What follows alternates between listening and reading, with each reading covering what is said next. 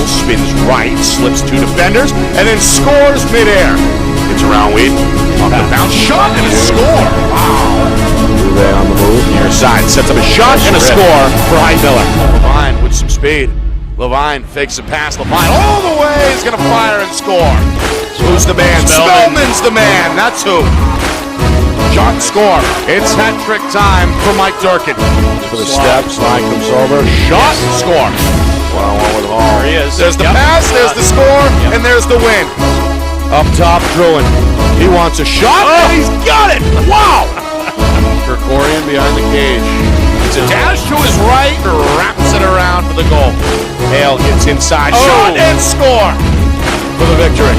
Chase, extra feed, shot, score, game over.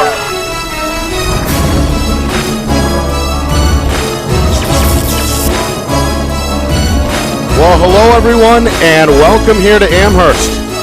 Nick Anastas, Roger Howe with you, getting set for this quarterfinal matchup between Concord and Souhegan as the 2021 NHIAA Boys Lacrosse Division I tournament continues.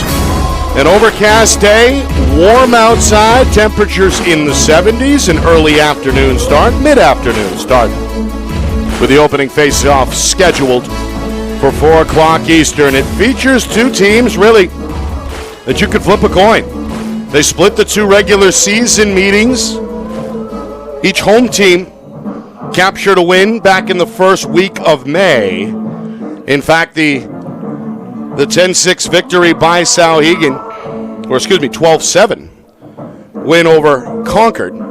That was Souhegan's lone win of the season as they closed out under head coach Keith Bertrand at 1-9. They did have a very challenging schedule, however, and are often looked at as perhaps better than their record. Meanwhile, on the other side, Concord, they win 7 games, Roger, finish above 500, and ride a little bit of momentum here coming in on the road in a do-or-die situation. Yeah, Nick, and good afternoon. Nice sunny day here. Great to be with you. Beautiful day. We need to wait till the rock concert is over before we can begin the broadcast here. They'll be clearing the stage here in a second. Yes, right on there. Concord obviously has had a better season based on their record. Concord is always a tough team. They always play tough. Jeff Smith, the head coach, he's got these guys tuned up and ready to go. Small roster by comparison to what we've seen in a Division I team, but they're ready to go. Souhegan, this was an off year for them. Right at the very beginning of the season, when you and I did a broadcast with Derryfield, the very first one of the year, they were in the mix, as I said before, and they just couldn't pull it together. They've got some great talent on that team. I expect Coach Bertrand to get these guys up and really give Concord a clash. Yeah, you mentioned Derryfield. We saw that meeting in Manchester. That was way back in mid-April, early on. Sabres have been led by senior Riley Lawhorn, who is going to be a future UMass Lowell Riverhawk, playing some Division I NCAA lacrosse. He has been the ringleader, as we mentioned, really all year for Coach Bertrand, and will have to play a huge role tonight in a lot of areas if Souhegan is going to advance. That's for sure. Riley's a stud. He was impressive that game that we did. I saw him again against Bedford. They shut him down in that game, and he just did not have a good day that day. But these two teams are not unfamiliar. Although Souhegan has gone from Division I to Division II, back to Division I over the years, these two teams have played in the finals several times over the years. Last time being in 2004, and that was a good win for Concord that year. Souhegan has never been the champion. They came close in Division II back in 2011 and lost to Dover in that game on the very last play of the game, and that was Dover's only championship, whether it be Division I or Division II. So there's some history there. These two teams are well aware of that, I'm sure, based on their coaches letting them know, and it should be a fun outing today. Let's take a look at the bracket. Again, in Division I, an open tournament due to the COVID-19 situation. Everybody gets in regardless of record. Broken down into 4 regions as we take a look at preliminary round action. That is today. That is quarterfinals, of course, are on Saturday. I misspoke. Salem and Pinkerton meet up. The winner will advance to Londonderry. The Lancers will host that game on Saturday. And meanwhile, Concord and Souhegan, the winner here, will travel to Bedford. That is a Saturday night affair as well. As we scroll down the bracket, take a look at the bottom part. We have Exeter, who has been really in that top-tier mix in Division I all season. By luck of the draw, they get a bye in that region and will await the winner of today's match between Dover and Merrimack. Meanwhile, two Nashua schools, including the front-runner, Bishop Girton, colliding tonight in the Gate City. The Cardinals undefeated, Nashua North a big underdog. The winner will stay in Nashua and take on the Purple Panthers. Yeah. So that is a look at the D1 bracket with, again, the semifinal round coming your way next week on June the 9th. The championship, which we will call, by the way, here on Friday Night Lights, New Hampshire, is on June the 12th. Yeah, today's round, the Pinkerton game with Salem, BG game against North, we can pretty much predict what the outcome of those two games are going to be, okay?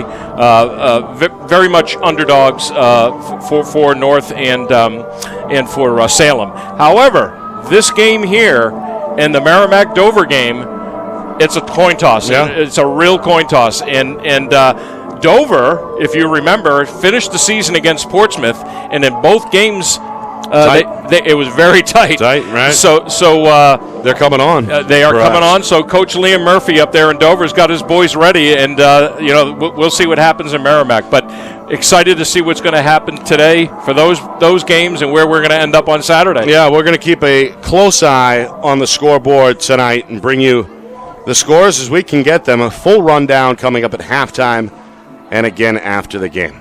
All right, we'll step aside, come back, get Roger's keys to the game, and then it's game time as Souhegan and Concord get ready for some tournament action. You are watching coverage of the 2021 NHIAA Boys Lacrosse Division I Tournament right here on Friday Night Lights, New Hampshire, presented by Beals Insurance. Our broadcast today, as it always is brought to you by Beals Insurance Agency, with locations now in both Bedford and Londonderry. Whether you need home, auto, or business insurance, Beals Insurance will get you both the price and quality coverage that's right for you. Just call 603-471-9999 or visit BealsInsurance.com to request a free quote and start saving money today. Again, that's BealsInsurance.com. The New Hampshire Tomahawks promote the highest level of club lacrosse competition, not just in the state, but in the country. Looking to get recruited? Director Chris Cameron keeps an open dialogue with the nation's top college lacrosse coaches. Over 400 New Hampshire Tomahawks alumni have played at the college level, including the ACC, Big East, Big Ten, Ivy, NESCAC, NE10, and more. New Hampshire Tomahawks coaching staff has over 100 coaches, including current high school varsity and college coaches. The Tomahawks offer training for players of all ages, clinics, camps, and leagues, along with spring, summer, and fall elite teams. So play with the best. The New Hampshire Tomahawks, showcase and development for college lacrosse. Visit NewHampshireTomahawks.com and girls.nhtomahawks.com. Are you thinking of selling your home? Well, now may be the time, given that spring is here, the market is hot, and interest rates remain at all-time lows. It's time to call Roger Howe, a licensed professional realtor with the Bean Group. Not sure what your home is worth? Roger will provide a market analysis for you at no charge. With 12 years experience in residential, commercial, leasing, and investment properties, Roger knows your local market. So contact Roger Howe of the Bean Group today. We're off and running. Off and running we are. Live from Amherst, Nick Anastas, Roger Howe with you.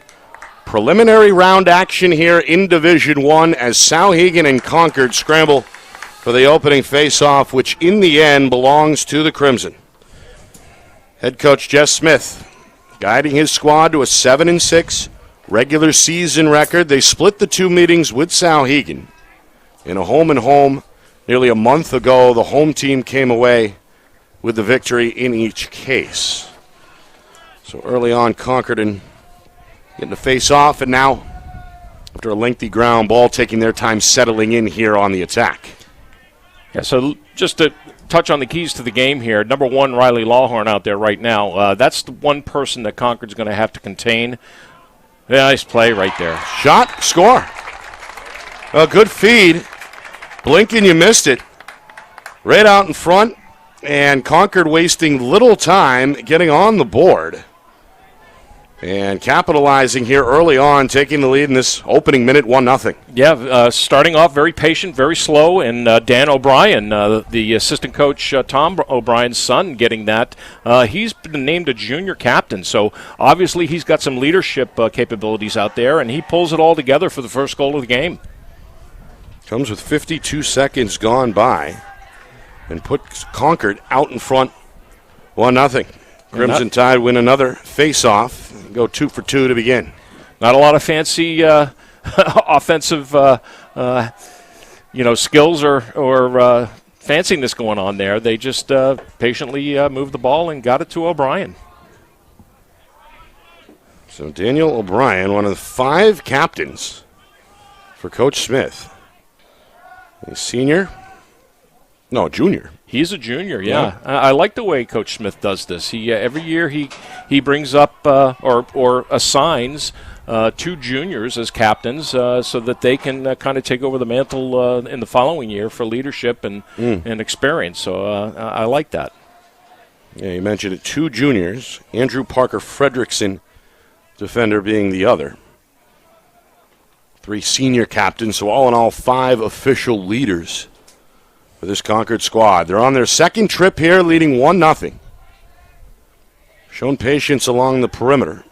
Short pass, broken up, and then picked up by the long pole for Souhegan. That's Brett Bouvier. Freshman defender in some trouble on the near sideline, coughed it up. Picked up by Nathaniel Doherty. Nathaniel Doherty is going to stick with it. Pick it up knee high off the scoop and now jog to that far wing. Conquered a couple of ground balls here early on to stretch the trip. Trying to work on Lawhorn. Lawhorn trying to drive him out. And finally the pass taken, and it looks like the play reset here. Yeah, look at the defensive change already by Coach Bertrand to put Riley on Dan O'Brien immediately. You don't normally see a coach assign a short stick midfielder onto an attackman, and they're doing that on purpose here. 1-on-1, near side, getting the step. It's Frederick Tarble. Behind the cage, Eaton Tarble. Looking for a cutter, going to keep it himself, come near side, hooks up with Doherty. Doherty, a shot, knocked down, and stopped along the near side post. That's Sabre goaltender Nathan Fritz, senior captain himself, one of 4 for Souhegan. Outlet ends up on the ground at midfield. Lawhorn is right there, and the UMass Lowell commit trying to spark something for Souhegan. They go right to the cage and finish along the near side. That is Cole Manning. Freshman attack, part of a big Lacrosse family. Gets the job done there, goes low. May have gone 5-hole to tie the game at 1. Yeah, good play there. I wouldn't call that a super fast break, but it was a fast break, and they got the ball down on the side and pushed it forward from Will Boyle, and he gets it right over to the attackman with a nice shot. Goes low on the goaltender.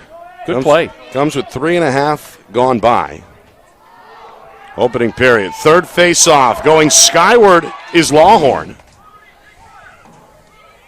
Gets a win at the X for his team, first of the game, and now Souhegan a chance for their first lead. As we come up on 4 minutes gone by in this opening quarter, crowd continuing to file in. Seemed funny, it was dead about 20 minutes ago. I think the music scared them. Yeah, we were broadcasting live from the world's loudest press box there for a moment. But the fans have filled in, and again, gorgeous day here for the 4 o'clock start in Amherst. All right, really the first settled-down attack trip here for Souhegan. Lawhorn spin and fire a shot. Bouncer ended up off of something. Was that the post? Yep. Couldn't quite hear it. Stays with the Sabres. Handling far side wing, Alex Karpowicz. Another one of these veteran seniors for Coach Bertrand. Near side is Will Boyle. Shot and score. Great individual move along the near side. And Boyle has given the home team their first lead at 2-1. Yeah, just a simple play. They're rotating the ball on the perimeter. Not a lot of movement on the crease, but he goes one-on-one against the Concord defender and just sweeps in. Nice shot. He beats Max Leahy, the defender, with a very good shot. All right, so here we go. Souhegan, after a slow start, falling down 1-0, losing the first two faceoffs. Trying to capitalize at the X. Instead, it goes to the Crimson long pole, Aiden Pope, a Norwich commit, another member to begin the season on the All-State watch list. Long outlet pass from the goaltender, handled on the bounce very tentatively, and it ends up out of bounds. It looked like the ball betrayed Brody McGonigal. Sophomore rolls his eyes after the ball rolls out of his stick and goes back to the Sabres. Yeah, it looked like it had a little backspin on it by the time it hit his mesh, and then just popped right out. Kind of strange. Lawhorn, shot and score. Wow. How about that release on the run? Beats the goaltender waist high and gives Souhegan a 3-1 lead. Yeah, now this is what Riley does so well.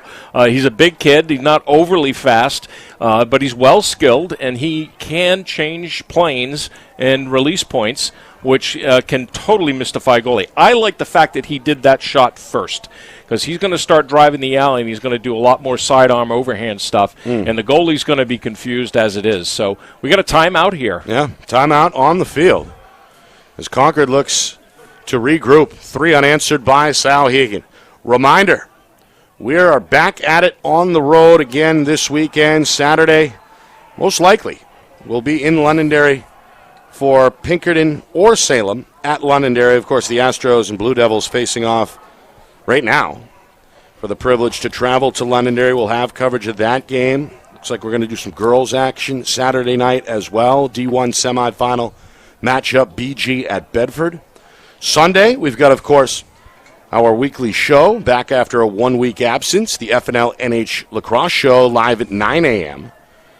We'll talk to both players and coaches, some of these title contenders as we head into Final Four weekend. So a big weekend. That's the bottom line. Coming up on Friday Night Lights, New Hampshire. FNL NH Media on YouTube. Face off to Souhegan.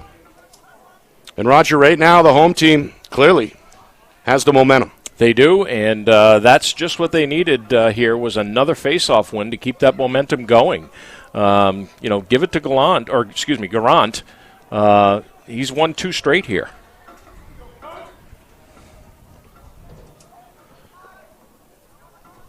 Boyle looking for the step, coming middle, fires a shot. Looks like it got jammed up a little bit prior to the release on the way up. I think when he was cradling, he was getting ready to load the gun there, he felt a little bobble because of the pressure by the defender and had to reload. Midway through first quarter, shot and score. That's Alex Karpowicz, the senior attack, really matching his teammate Boyle's goal from the other wing this time. Similar fashion. Souhegan rolling right now on the attack. They open up a 4-1 lead. If I recall, Karpowicz was injured or did not play in that first game that we did. He's a big kid, and he is going to be tough to defend today, just based on his size and his ability to get the ball down the field and in the net. Meanwhile, Concord early on the face-off. Souhegan, as we hit the midway point first quarter, a comfortable 4-1 lead, looking for more. Concord needs a stop, as the last 2 shots Souhegan has produced has ended up in the net. Going to swing it behind the net. Manning, near side. Boyle. Back out one-on-one for Connor Holland. The senior captain, the midfielder, gets rid of it. Back behind the cage for Boyle, long stick defender. Aiden Pope. Screen near side. Pass taken by Lawhorn. They want the one-on-one. He comes middle, draws a slide. Pass back door is off target. And the bouncer ends up with the Crimson goaltender. Colby Bettens, long outlet. That one a little low and a little behind. The intended target, Jonathan McDonald. Although they say, I guess, last touch by Souhegan. Yeah, Colby's got to calm his boys down here on the clear. That's something you got to have when you, especially when you're down by 3 goals. You don't want to be, arbitrarily tossing it upfield when you really don't have to. Inside of 5 minutes now, first quarter. Concord struck first. Scored a goal 52 seconds in from Daniel O'Brien. It's been all Souhegan since, and the defense forces the turnover. Bouvier on the move, scooped up low by Karpowicz. Now he's got a step, got to fire a bouncer. Little wide. Bettens may have gotten a piece. It goes out of play, and will stay at this end with Souhegan. Yeah, it was still off the mark, but Bettens did get a bit of a touch there. Behind the net, start. Manning, wrap around, shot off the post. That's 2 now. Off that far post. This one dug out by Bettens. And he'll wait for the smoke to clear a little bit here before throwing an outlet pass near side. Pope given space. The big defender going to trot. Fires an overhand pass down the near sideline. Scooped up by Kevin Jones. Junior defender took a hit. Pass off target and turned over again. Another giveaway by the visitors. Meanwhile, from the backside, Souhegan Sam Stevenson lost track of it. Concord defense able to creep up from behind and force that giveaway. Bettens, a bullet outlet pass, handled along the far sideline. Unchallenged down the middle comes McDonald. He's going to be steered here to the near side. Concord trying to find the spacing here early on in this first quarter and avoid a turnover, seeking that second goal as we head towards 3 minutes to go in this first quarter. Yeah, and one comment about Concord on defense is that they've traditionally been a zone defense team since Jeff Smith took over a number of years back. Today they come out in man, and they might want to consider going back to zone with the size difference between Souhegan's offensive guys and their defenders. Souhegan, the bigger team. Meanwhile, there's open. Sophomore Doherty near side. That shot shut down. McGonigal a challenge. Look, he'll challenge the outlet as well. This one is handled. Manning avoids the upstairs shot. Goes back to the goaltender. Fritz now on a foot race behind his own cage. Outlet taken far side by William Davidson. Lawhorn off the back foot.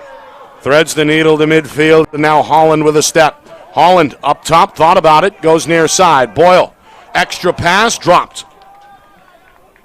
Turned over as Manning took his eye off it. Concord ends up with it. As we head towards 2 minutes, Crimson again trying to clear here against this tough Souhegan ride. Boy, Boyle makes that pass to Manning, and that's goal number 5. Fred Tarbell with a jog far side, and I'd imagine Coach Smith would like to see at least a solid possession here that results in a shot. Maybe not necessarily a score, but Concord has had trouble executing here on the attack so far. Yeah, this is one way to just kind of slow the momentum down too, and and just simply, stop that 4-goal run. Just control the ball. Look, somebody open in the middle, and there's the finish. Sweeping shot by Nathaniel Doherty. Sophomore found a hole in the middle of that defense, turned and capitalized to put Concord back within 2 at 4-2. Yeah, great look there by Eaton Tarbell to get it inside to Doherty. I don't know where the defense was on that. There wasn't a lot of movement off the crease, but he was wide open. So that second slide obviously didn't come through quite quickly enough. The defense broke down. Concord able to capitalize on the opportunity. Meanwhile, Souhegan, they capitalize at the faceoff. X is a hit here. Tony Garrett, the junior, lost his footing, lost the ball. Ultimately, it's O'Brien who comes away with it. Little flick pass. Hits Samuel Nickel on the move, and Nickel, eyeing the cage, comes near side. Across the zone, shot fake, and then a score up top. That's Fred Tarbell. Well, a pretty good shot fake. Little side step, finds the room, and then finds the target. Concord back within 1. As we close in on a minute to go here, first quarter. Hey, the sophomore Tarbell, what patience there. A younger player, inexperienced player might get that ball on the pass and fire away, but he waited for the defender to commit, did a nice face dodge, came right in. Good play. Back-to-back goals inside of 30 seconds apart. Concord gets the face-off. And now as we head towards a minute, the Crimson trailing by 3 a moment ago, a chance to tie the game here. Yeah, Tarbell, number 44, he got the assist on that prior goal, and now he's doing it on the face-off end. They really needed that possession, and good for him. He's brought them back to a 4-4 face-off tally. Oh, bad pass. Yep, good defensive play. Davidson took it away, and then a whistle here is going to hand it right back over to Concord. Yeah, that's Pat Richard, the official, long-time official, calling, I think, an illegal screen on the clear. That one wide. Out of play. Inside of 30 seconds. Quick restart. Near side. Oh, yeah. Nickel. Great move and score. Now one of the senior captains headed to Maine Maritime. Able to punish it there, 4-4. Yeah, if you remember my comments as we parted the Hollis Brookline Wyndham game, we did a little keys to the next game, which was Concord. I mentioned Nickel. That's right. Nickel is one of those guys that, according to Coach Smith and some of the tweets I've seen of the team, he gets on a roll, so watch it. He might just pull a string together here. Face off near side. Hunting for it is Zan Alberici. Still no possession. Alberici, I think. Whistle, 15 seconds. Back to Concord. Well, this is what Coach Smith was hoping for. After trailing most of the quarter, his team a late run here in the frame, and now a chance for the lead as we close in on the final seconds. We're down to 6, down to 5. On the move, pass broken up near side. Trying to track it down is O'Brien. He's got 2 on him. The bouncer is going to go unanswered, and that'll do it. First quarter in the books here in Amherst. 4-4 between Concord and Souhegan. Right back to the field in a moment. You're watching coverage of the 2021 NHIAA Boys Lacrosse Division I Tournament right here on Friday Night Lights, New Hampshire, presented by Beals Insurance.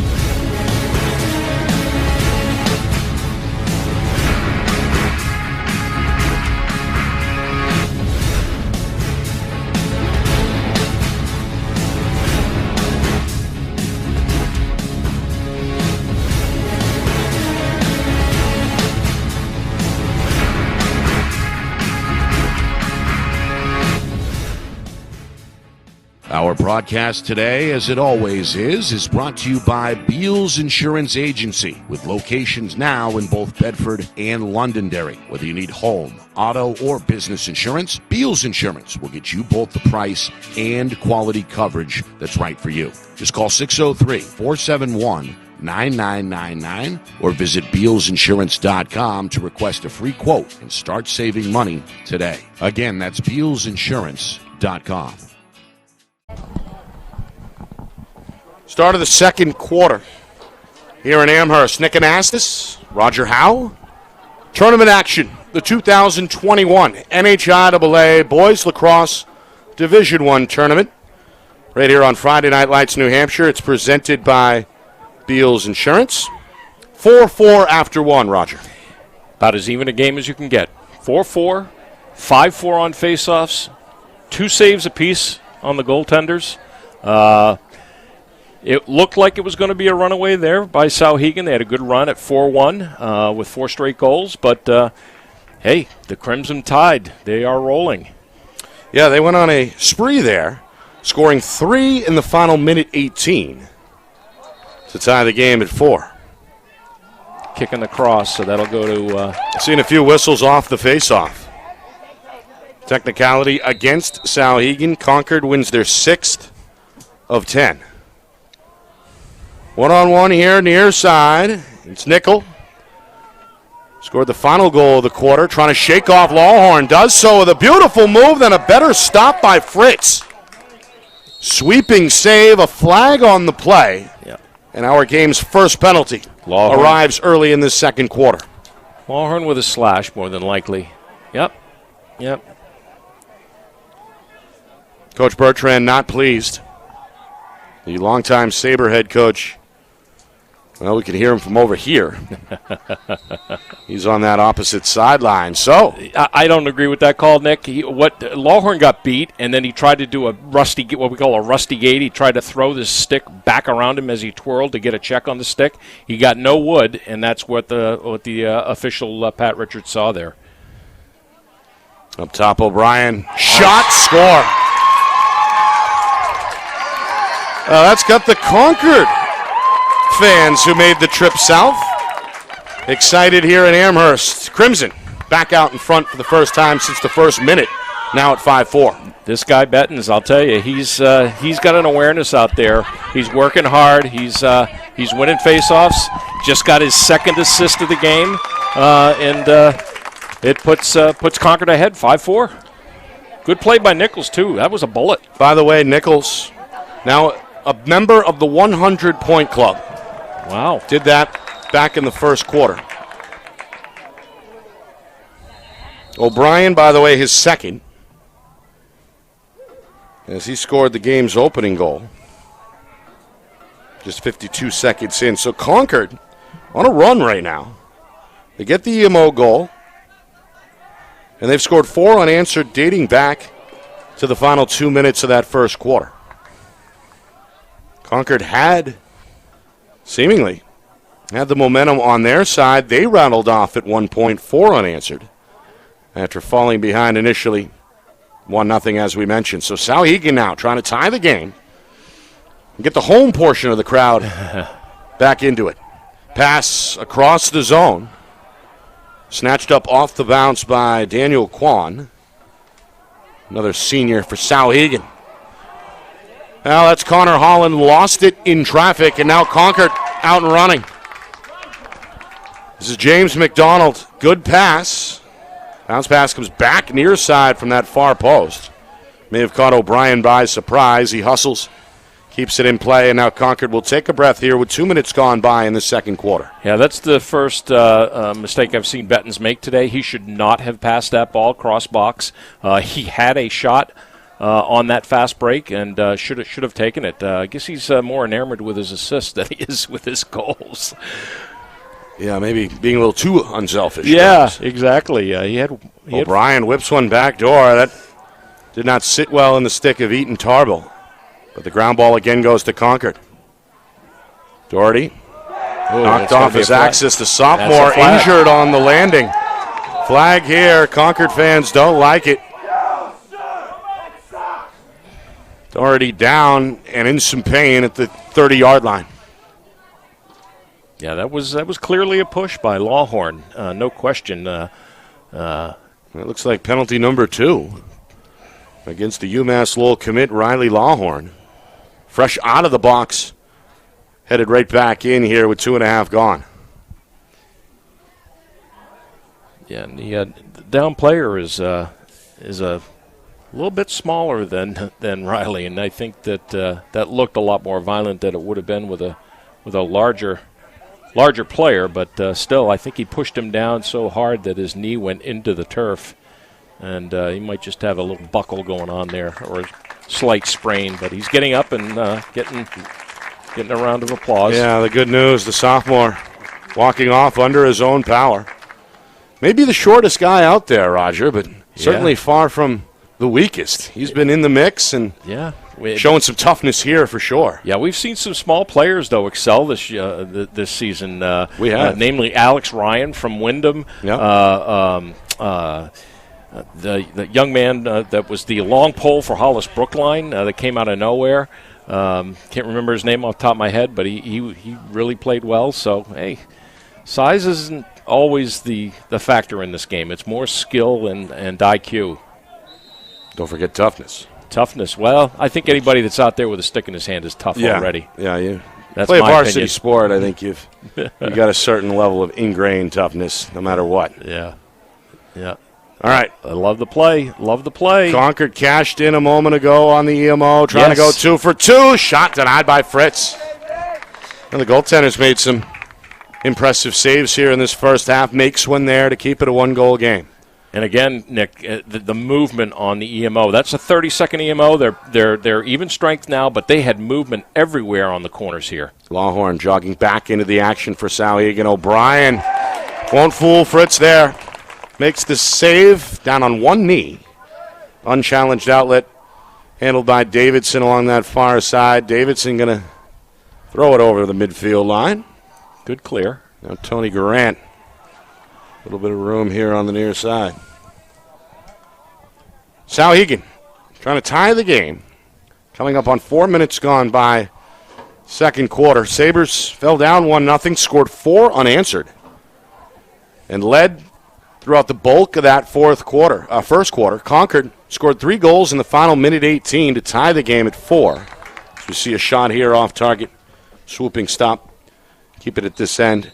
Second quarter, just 1 score so far. Daniel O'Brien of Concord to keep the Crimson goal streak alive. 4 unanswered.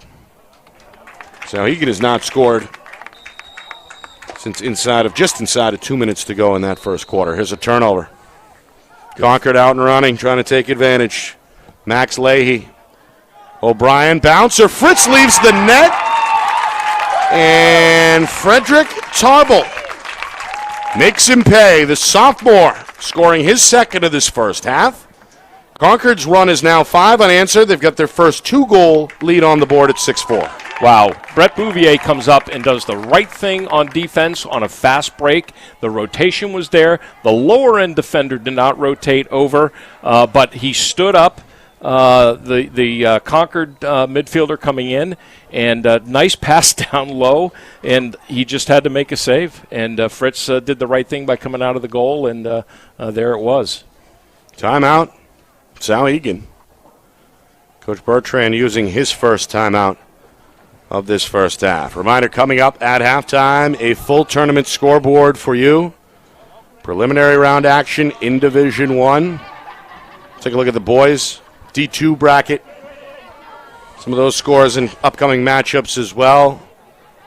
Girls, that's taken shape already. We've got the Final Four set there. No real surprises, but No. we'll break all that down. Plus, of course, stats from the first half and a preview of the second half as well. All on the way at halftime with 7:52 to go in this second quarter. Hey, good game. Good game so far. Back and forth. A game of runs, as we always talk about. Seen some pretty good play out there. Concord is not playing zone. And a couple of unforced turnovers here and there, but it's pretty even play on both ends of the field. How big of a point in the game is this here, Roger? We head towards the second quarter. If you're Souhegan, you've surrendered now 5 unanswered. How crucial is this juncture, particularly for the Sabres? I think you want to have a couple of good possessions. You're down by 2, but there's plenty of time. By the end of this quarter, they could be up by 2, the way this game's going. And here's Bettens controlling the faceoff circle again. Inside, O'Brien stopped upstairs by Fritz. Outlet pass broken up. Crimson will keep it here. Eaton Tarbell a quick shot. Again sent aside by Fritz. Bouncing ground ball, and here comes the long pull to the rescue. It's Brady Melvin. Meets resistance at midfield. 2 passes later, Lawhorn takes over. Lawhorn splits 2. Bouncing shot denied. Excellent read by Bettens. It's loose now on the near side wing. Into the fray for Souhegan comes Boyle, who comes away with it. Boyle now going to jog behind the cage and settle Souhegan down here. Back and forth action, the tempo picking up. Manning behind the cage. Brings it out far side, and Souhegan going to move the ball here. Just over 5 minutes gone by, second quarter. Sabres hoping to cut the Concord lead in half. Got to watch Riley Lawhorn now. He is on the crease, and the first slide is going to come from number 66, his defender, Aiden Pope. This is Boyle trying to muscle the defender, Leahy. Leahy steers him back deep on the wing with that long pull. Souhegan changes it up. They go near side for Lawhorn. A rifling shot. Inches over the crossbar. Good hustle on that weak side as Souhegan's Andrew Parker Fredrickson able to beat everybody and ensure the Concord possession. However, Bettens throws a wild bounce pass. It's going to end up with the Sabres. Taken on the bounce by Owen Nolik. And the home team right back on the attack here as we hit the midway point, second quarter. I guess I got to clear up what I've been saying for the first part of this game. It's not Bettens that's facing off. It's Starble, 44 and 43 on my sheet, and too much going on here. Yeah, Bettens has been in net. Bettens is in the net, that's for sure. Who, along with his counterpart on the other side, Fritz, they've played well. Seen some rubber, as you like to say, Roger. Flying rubber. All right. Souhegan taking their time here. Finally, a shot and a score. It's Karpowicz using that frame, backing the defense down, and then firing top shelf to bring Souhegan back within one at 6-5. Now, this is where that big frame comes into play. He just keeps backing into Max Leahy, pushing him off his center, pushing him off, and Leahy actually had pretty good equal pressure there on his hips, but Karpowicz just too much, goes to his left hand and fires away. Good play by Karpowicz. Souhegan needed that. Puts it into a 5-0 Concord run. The Sabres back within one. Face off to Concord.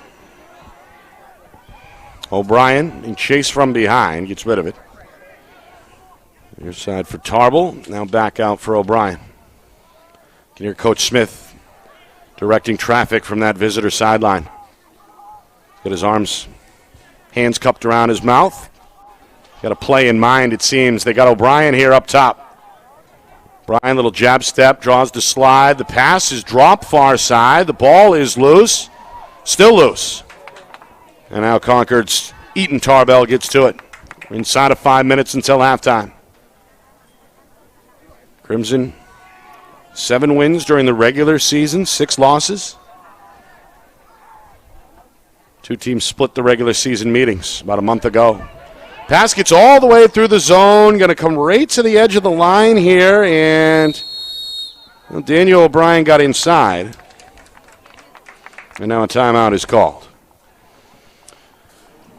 Well, Coach Smith hoping to ensure the possession. Calls timeout here with 4:38 to go until the break. 6-5, Concord still out in front. Yeah, I'm okay with that timeout. Coach Smith is about as far away from the play as you can get on a field.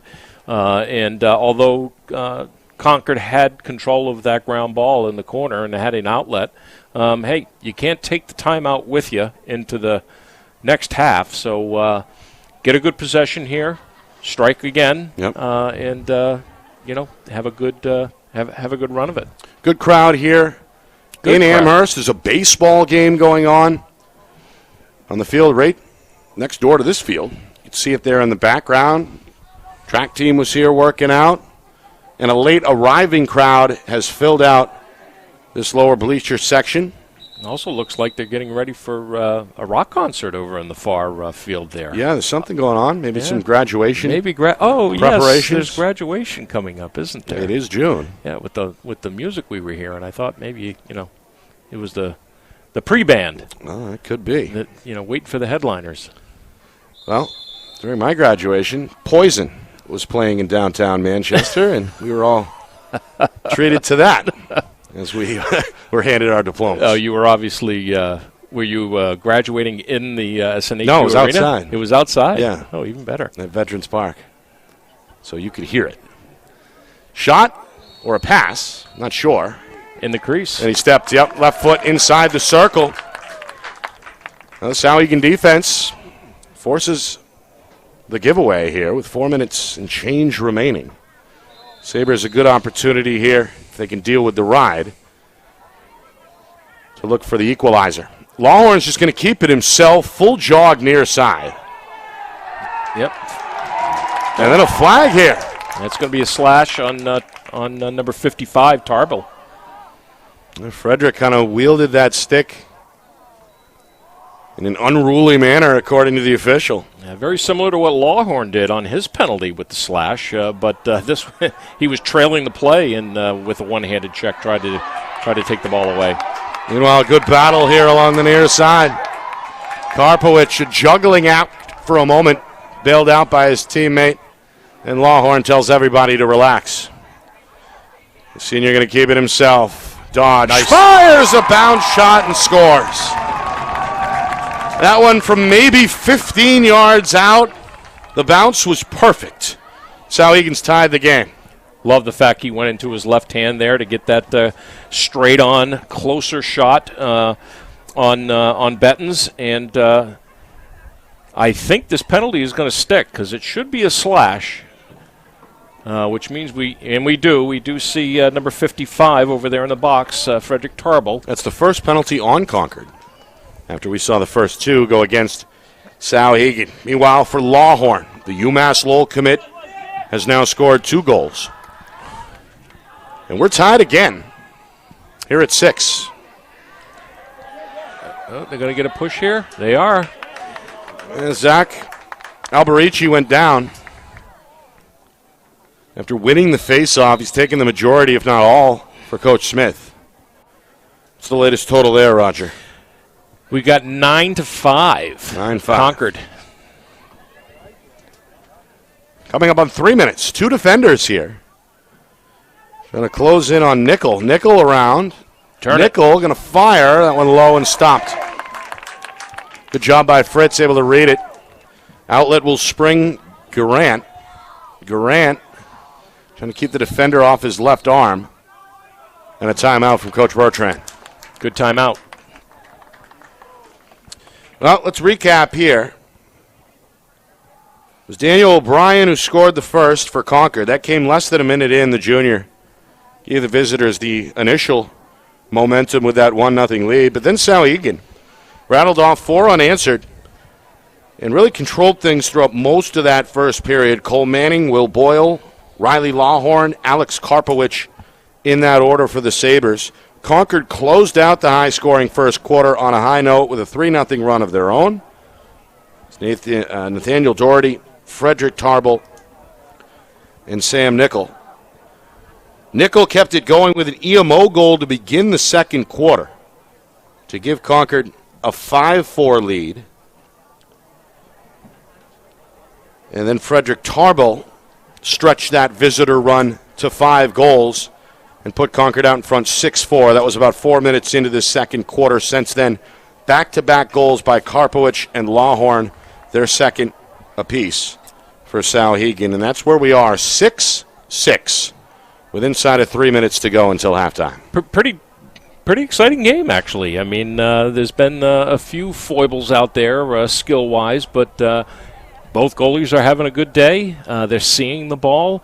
I think with the initiation of Riley Lawhorn on the one-man clear that we saw on the play prior to his getting that penalty, that is what we saw the most of, I think, in that first game against Souhegan, was that they relied on him to clear the ball a lot.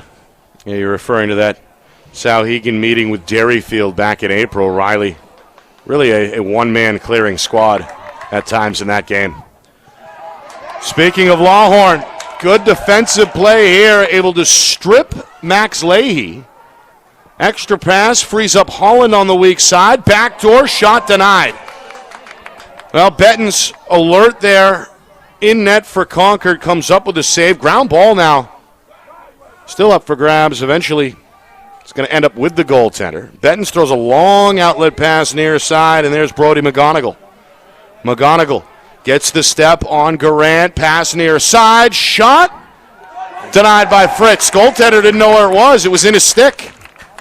Fritz, the senior, another save. We move inside of 2 minutes now, first half. Game's going to stay tied for the moment at 6. Fritz is going to let this one fly. Deep down the far sideline, caught by Holland. Holland, a jagged move, going to come back middle. And now take a breath here, deep on the near side wing. Final 100 seconds here for Souhegan. the goalie stick is one of the only sticks on the field that you can have whatever size pocket you want. The goalie stick has such a wide pocket and deep pocket. He didn't even know he had it in the cross when he made that save. Well, Souhegan, aware of the clock, going to use some of it here. Down to a minute 15. Holland, deep behind the cage. Manning going to swing it far side. This is Boyle.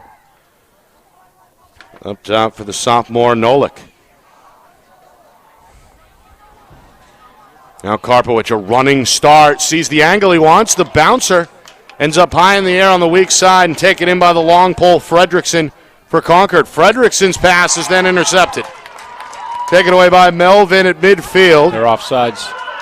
Oh, The yes. Concord fans want the offside call. We get a whistle now. Yeah, absolutely. With 42 seconds remaining.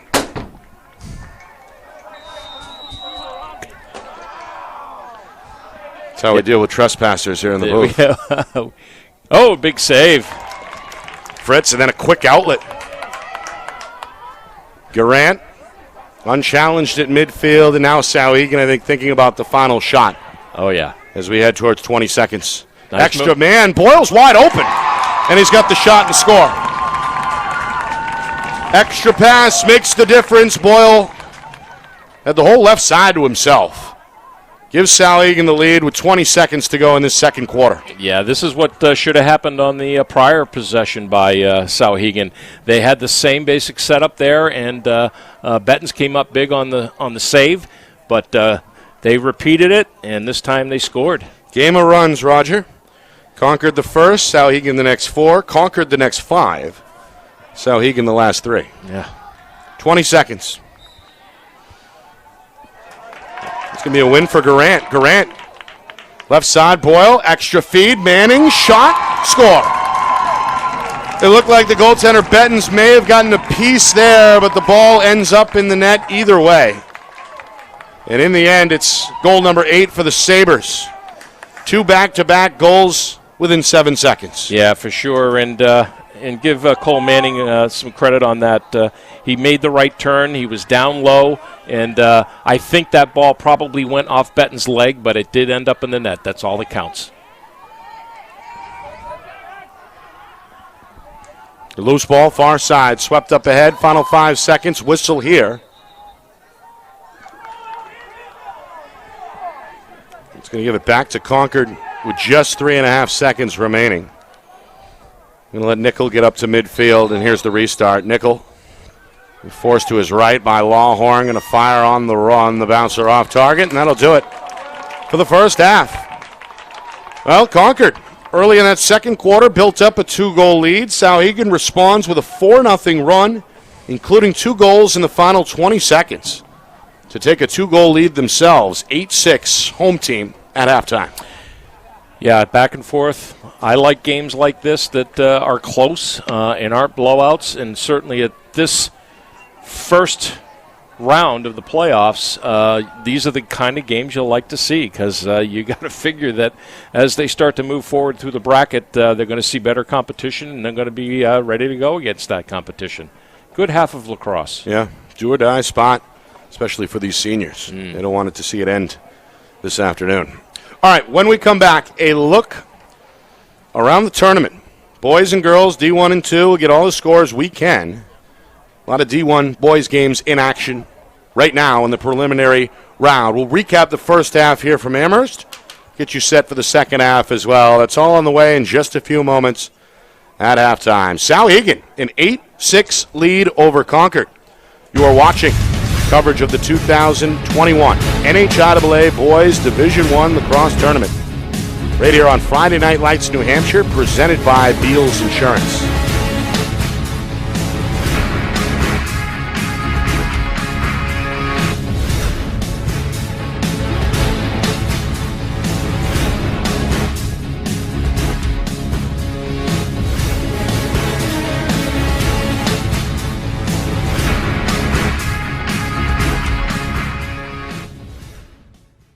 Our broadcast today, as it always is brought to you by Beals Insurance Agency, with locations now in both Bedford and Londonderry. Whether you need home, auto, or business insurance, Beals Insurance will get you both the price and quality coverage that's right for you. Just call 603-471-9999 or visit BealsInsurance.com to request a free quote and start saving money today. Again, that's BealsInsurance.com. The New Hampshire Tomahawks promote the highest level of club lacrosse competition, not just in the state, but in the country. Looking to get recruited? Director Chris Cameron keeps an open dialogue with the nation's top college lacrosse coaches. Over 400 New Hampshire Tomahawks alumni have played at the college level, including the ACC, Big East, Big Ten, Ivy, NESCAC, NE10, and more. New Hampshire Tomahawks coaching staff has over 100 coaches, including current high school, varsity, and college coaches. The Tomahawks offer training for players of all ages, clinics, camps, and leagues, along with spring, summer, and fall elite teams. So play with the best. The New Hampshire Tomahawks, showcase and development for college lacrosse. Visit NewHampshireTomahawks.com and girls.nhtomahawks.com. Are you thinking of selling your home? Well, now may be the time, given that spring is here, the market is hot, and interest rates remain at all-time lows. It's time to call Roger Howe, a licensed professional realtor with the Bean Group. Not sure what your home is worth? Roger will provide a market analysis for you at no charge. With 12 years experience in residential, commercial, leasing, and investment properties, Roger knows your local market. So contact Roger Howe of the Bean Group today. Is your company interested in showcasing your brand to thousands of high school sports fans across New Hampshire? If not, why not? And if so, let's go. Friday Night Lights New Hampshire is seeking sponsorship partners. It's the perfect way for your company to get out in front of the moms and dads who make up our community. Help us help you, and we can grow together. If you're interested in partnering with Friday Night Lights New Hampshire, then email us at fnlnhmedia@gmail.com. That's fnlnhmedia@gmail.com. Join our team today.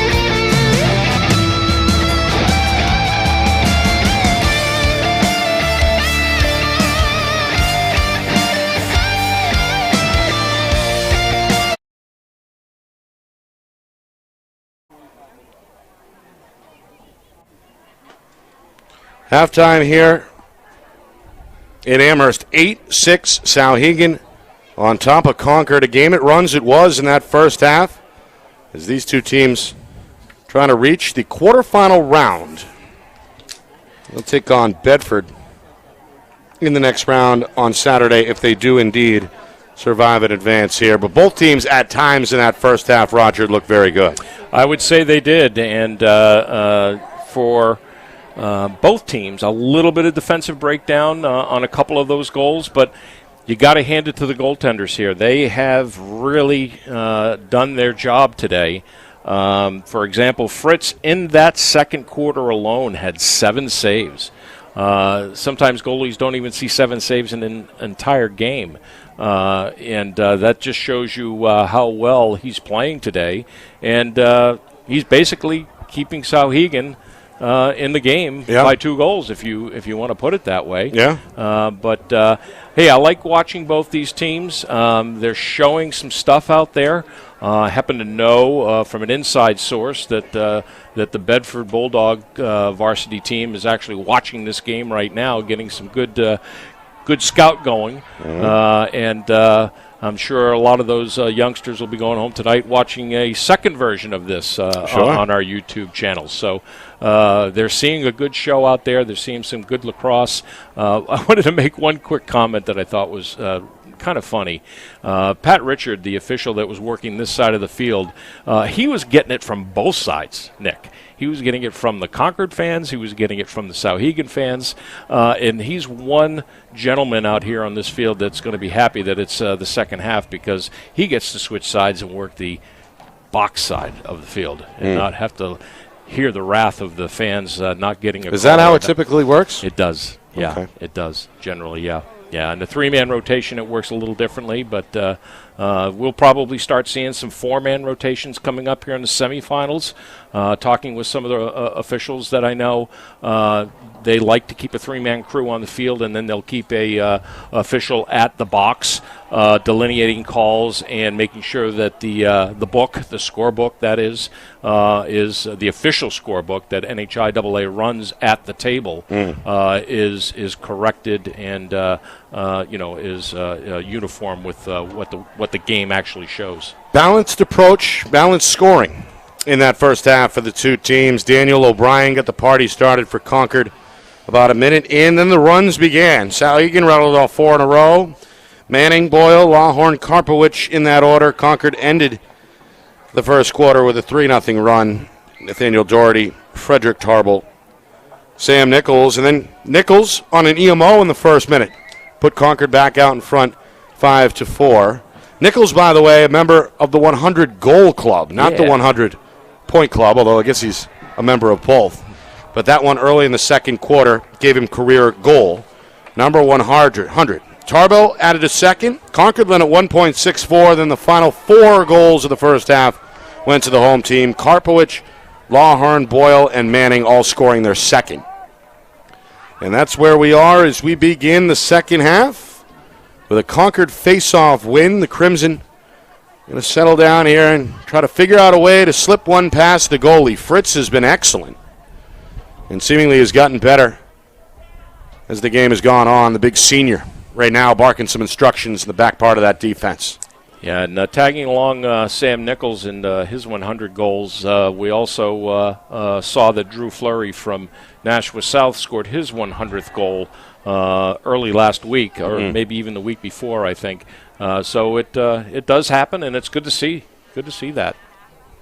Keep in mind, these guys missed a season. Yeah, as well. Exactly. That's an even better point than the point I made. In Sam Nichols' case, he lost his junior season. Yeah. And still has 100 goals to his credit, including 2 in this one.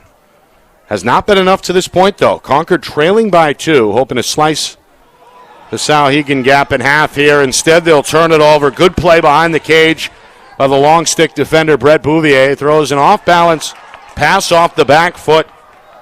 Perfect to Holland. He's going to clear it without an issue here on the near side for Souhegan. Minute and a half gone by. Sabres a chance for their largest lead. Neither team has led by more than 2 to this point. Lawhorn feeds it left side, a little high and away from Holland. Boyle helps him out on the ground ball to keep it at this end. Souhegan had a 3-goal lead at the beginning of the game. You're right, 4-1. Yeah, they went 4-1. And trying to match that here, I guess. Exactly. Boyle spins to his right. Defender off balance. Boyle going to whip one right into the chest, it looked like, of the goaltender. Oh. And this one intercepted. Karpowicz. Bettens comes up with another save along that far pole. Ball goes up in the air and out of bounds. It'll go back to Concord. Betton's a couple of real risky stops there. That's what you call the heart thumper when you get one on the chest like that. And when you can hear the thump over here in the crowd. Exactly. And it hurts, too. It's not like it doesn't hurt. You got a chest protector there, but you could feel it. It certainly looked like it was unpleasant. All right, Concord, they get it done on the defensive end, trying to come up with goal number 7 here with 2.5 gone by, third quarter. Trotting left side, Evan Tarbo looking for a screen up top. This one in and out of the stickhead of Brody McGonigal. Recovered, shot jammed up there on that far wing by Doherty, and now Souhegan out and running again. It's Melvin. He's played well quietly here, Roger. The long stick, another clear for the defender.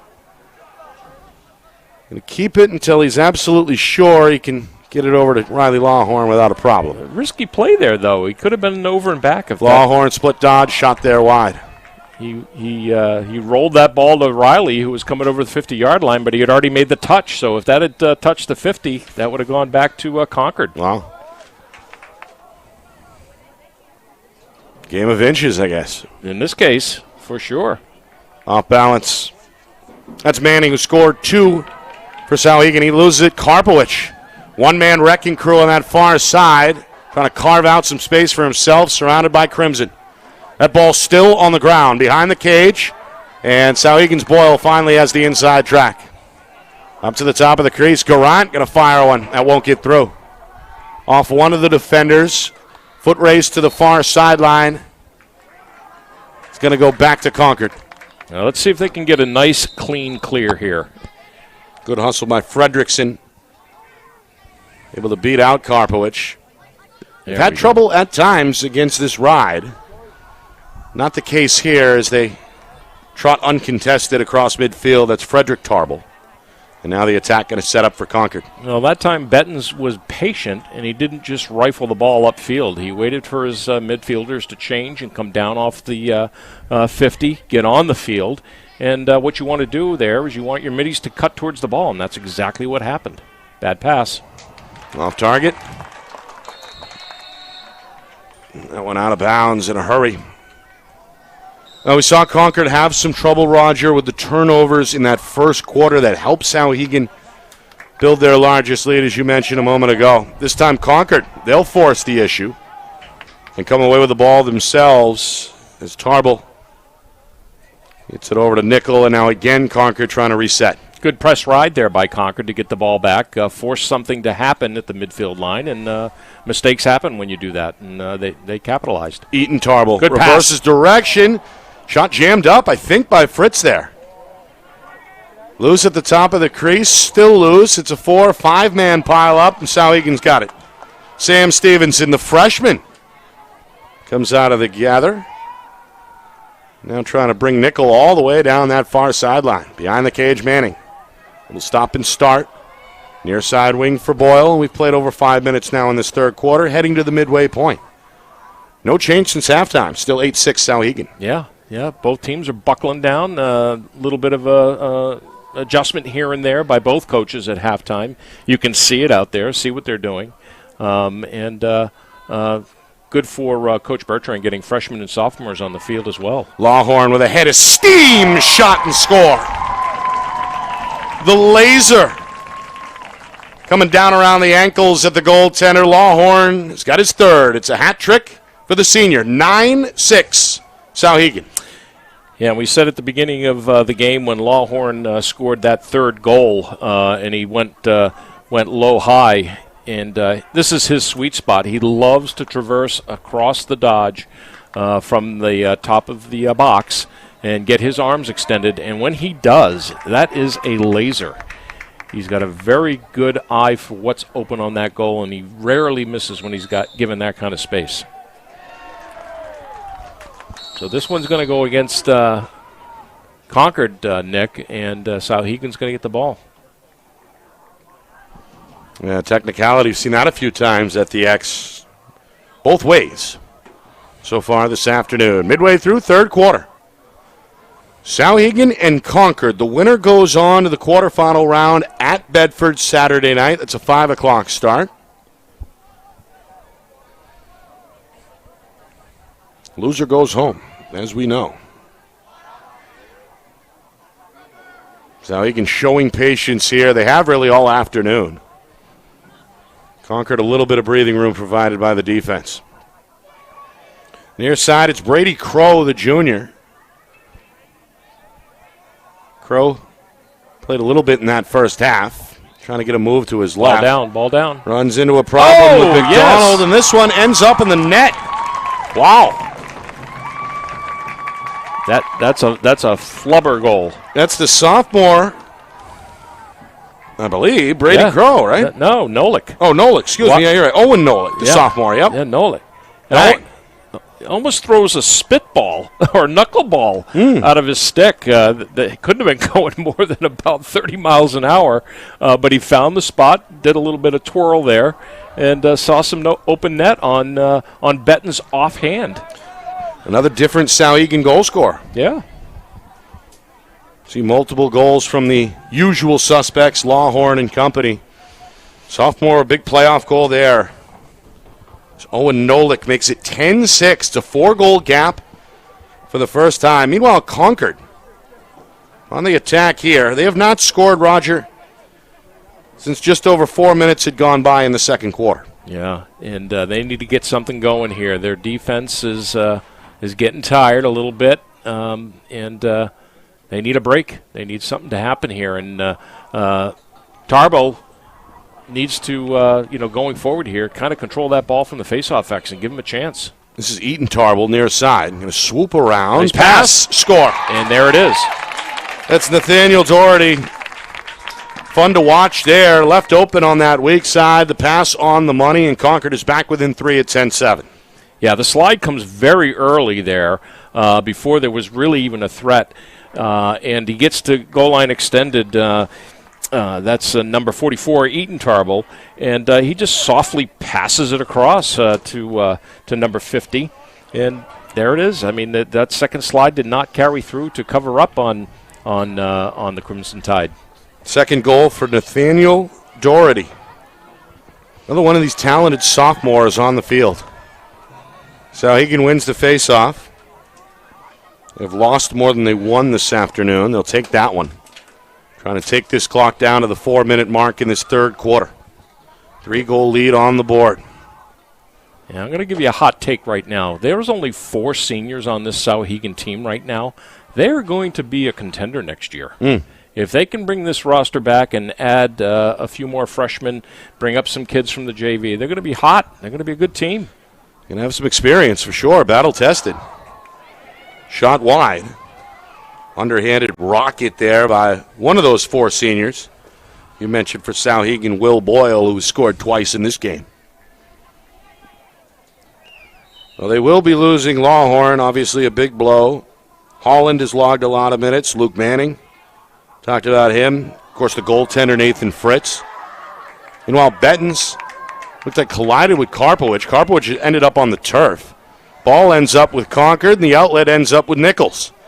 Nichols, right down the middle, wants the shot. It goes wide and out of play. Yeah, I think that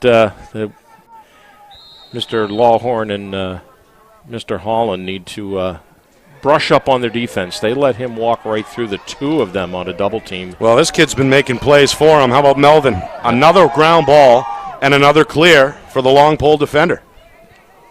That's 2 in a row for them. Yeah. And him. Yeah, Melvin's played well. Nice. Shot. Stopped. Now Holland, a pretty good angle there from straight away.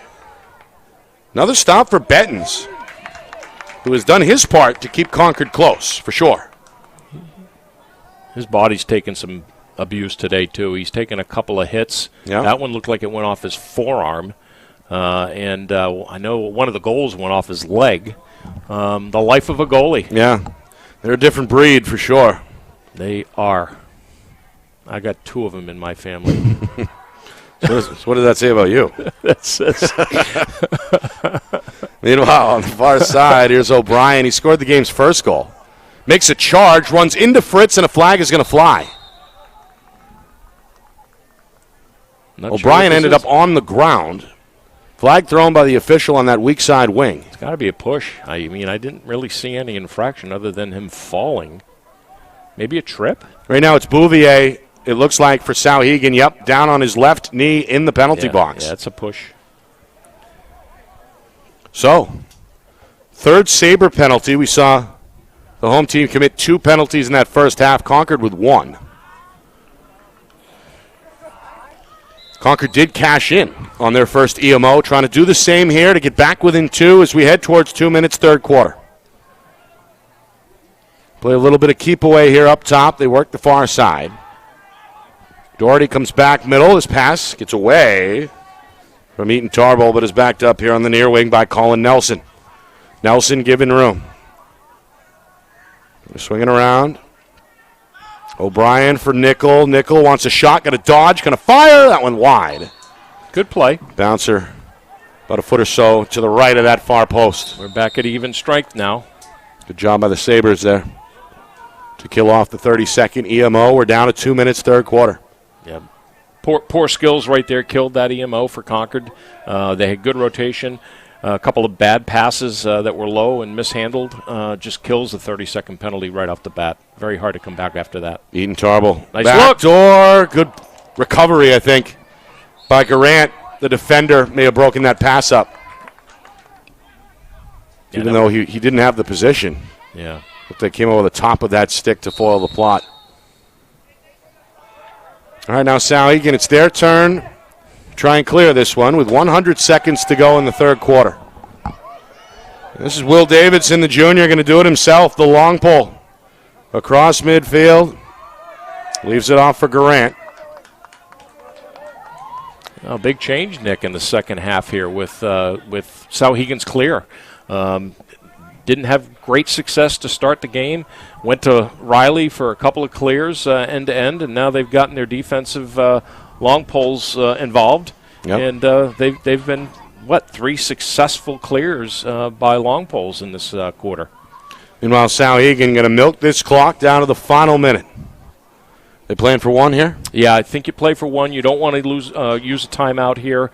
Strategize anything. You might see Coach Bertrand. Now here we go. That's a quick call, but when you're up by 3 goals, you got to do that. The official wants some action. Lawhorn's going to give it to him. Shot is low. Outside. Went into the side of the net, it looked like, just to the left of the goaltender. Bettens digs it out of a crowd from behind the cage. This comes as we come upon 30 seconds to go in this third quarter. Long outlet, broke it up at midfield. Taken away by Connor Holland for the Sabres.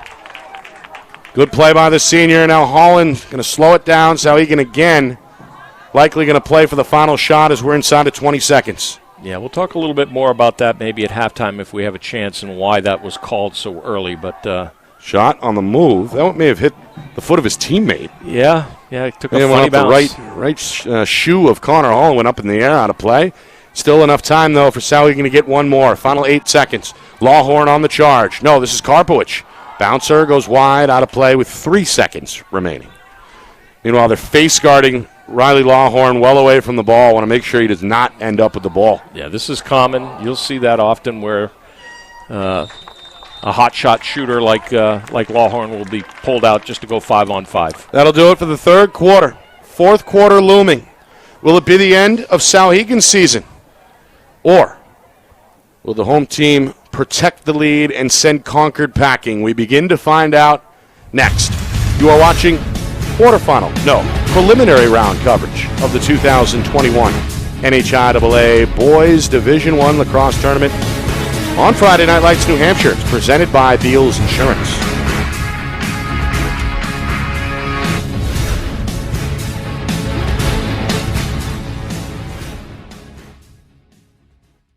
Our broadcast today, as it always is brought to you by Beals Insurance Agency, with locations now in both Bedford and Londonderry. Whether you need home, auto, or business insurance, Beals Insurance will get you both the price and quality coverage that's right for you. Just call 603-471-9999 or visit BealsInsurance.com to request a free quote and start saving money today. Again, that's BealsInsurance.com.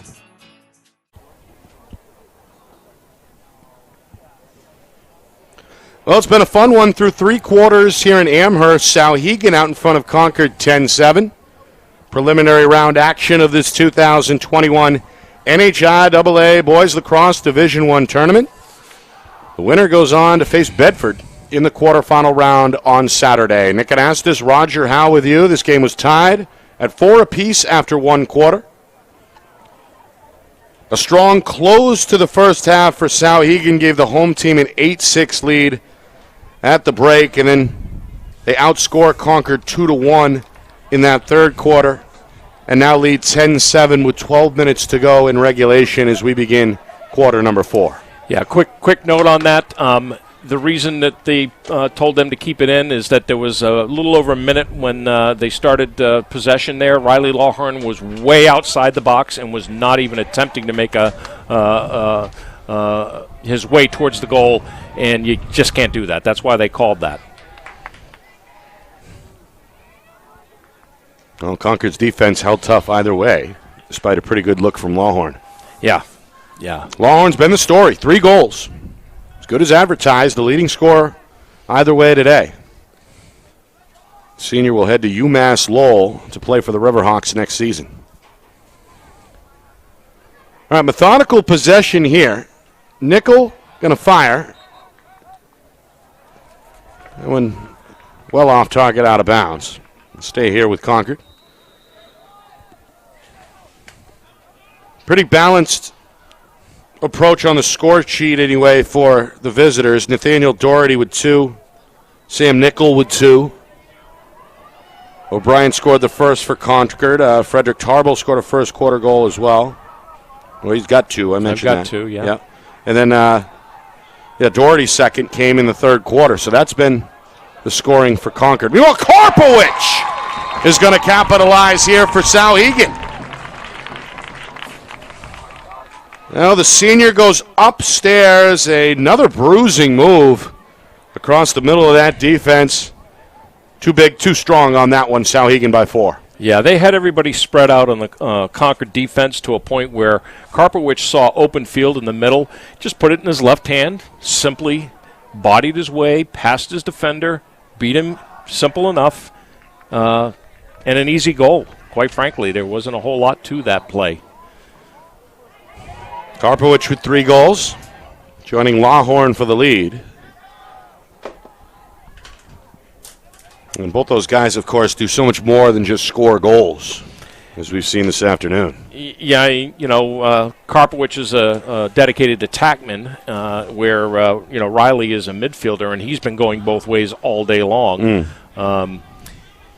But yeah, I mean, I don't know why they don't use Karpowicz a little bit more on their attack. He's going to be unstoppable when he gets going.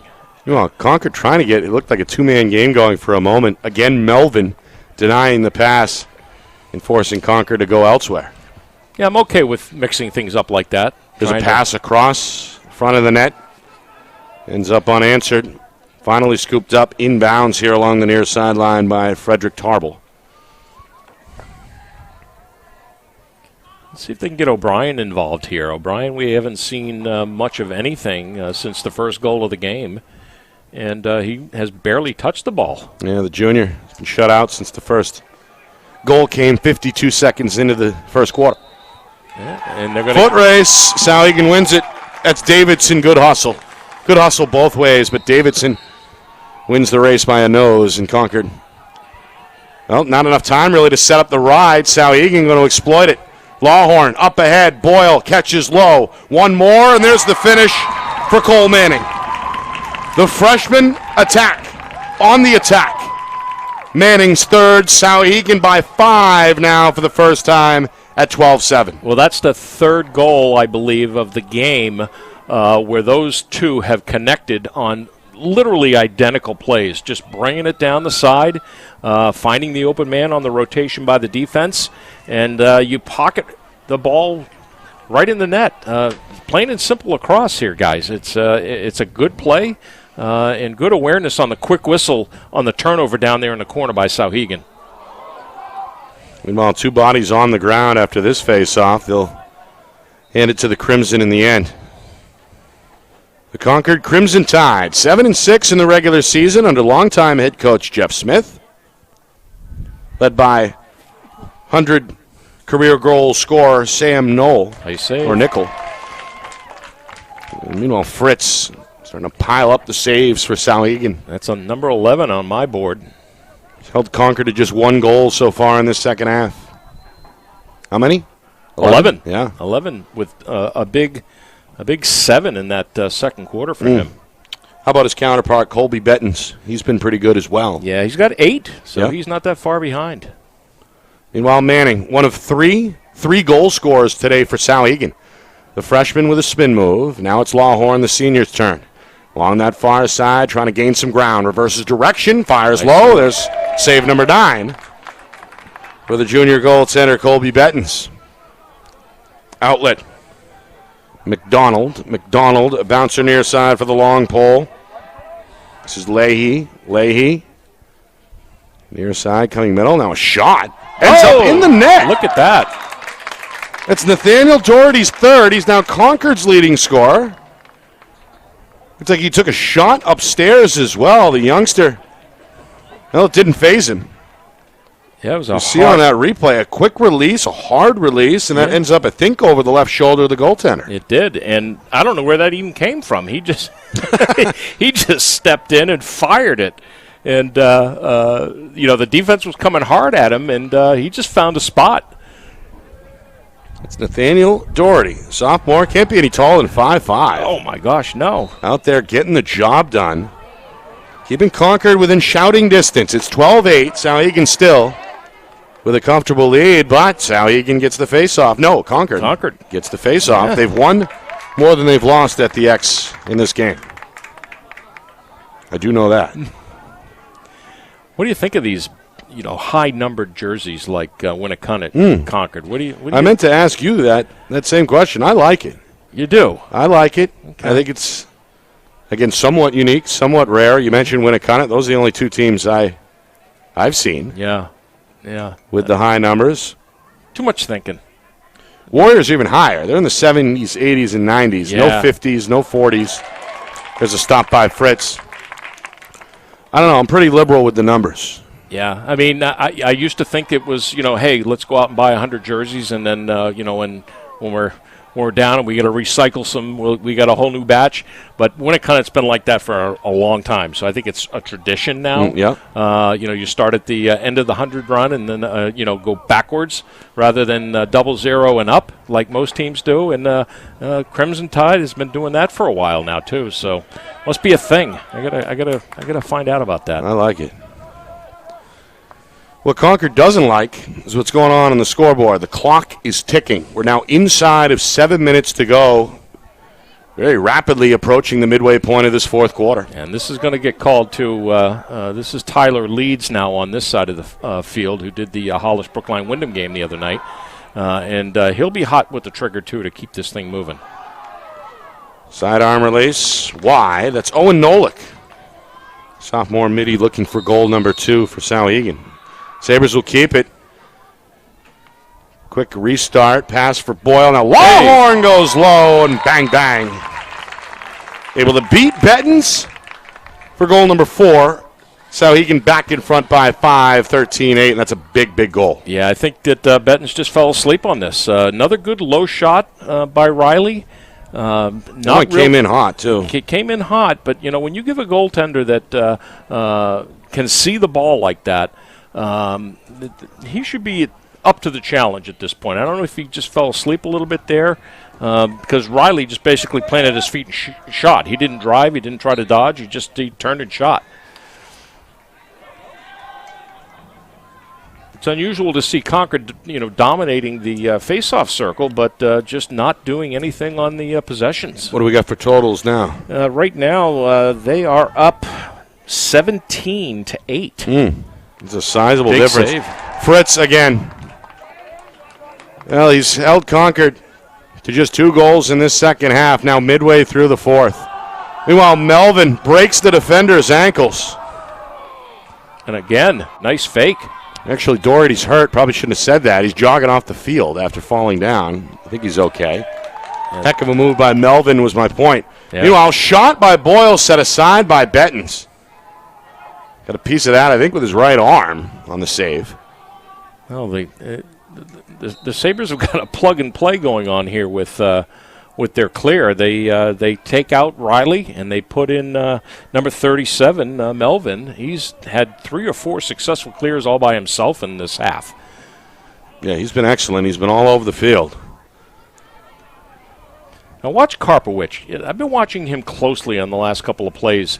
This is what he does. He kind of just, they forget about him over on this side, but he doesn't really make a whole lot of movement to get the ball. I'd like to see him.